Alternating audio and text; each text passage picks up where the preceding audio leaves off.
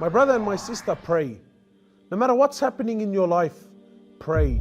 No matter what sin you're committing and how much of it you're committing, pray. No excuses.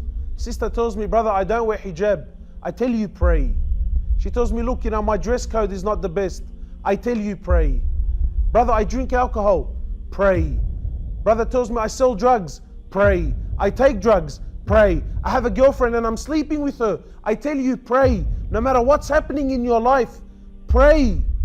But brother, how can I be committing all of these sins and pray? That's disrespectful, or that makes me a hypocrite. I tell you, no. That's why we pray. Because we're not perfect. We're sinners. We do wrong. Pray. Allah says the prayer will take you away from sin. Pray. Sometimes people say, look, let me straighten my life out and inshallah I'm going to start praying. Habibi, you will never straighten anything out if you don't pray. That's why you pray, to straighten your life out. Nothing, my brothers and sisters, let no man get between you and Allah. Pray. No matter what's happening in your life, pray. No matter where you are, pray. Sometimes people come to you and tell you, brother or sister, you're a hypocrite. Sister, you don't wear the hijab and you pray. Tell a sister, thank you very much. I'm a hypocrite. May Allah subhanahu wa ta'ala reward you. But my prayer is between me and Allah. No one else's business. The Prophet of Allah, he says the difference between us and them is the prayer. The very first question on the day of resurrection that you're going to be asked is about the prayer.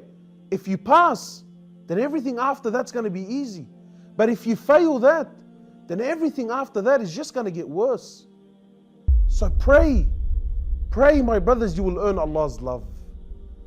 Pray and you will earn His mercy and His forgiveness. Imagine your friend is Allah. Never mind wealth. The heavens and the earth belongs to Him. You become an unstoppable force when Allah is on your side. So please, my brothers and sisters, no matter what's happening in your life, pray. Don't let anyone turn you away from Allah. When your forehead is on the floor, that's the closest you will ever be to Allah. Cry to Him, beg to Him, ask Allah for direction, and you will see happiness through prayer. We ask Allah subhanahu wa ta'ala to make us of those who establish their prayer and never leave it, no matter what. Assalamu alaikum.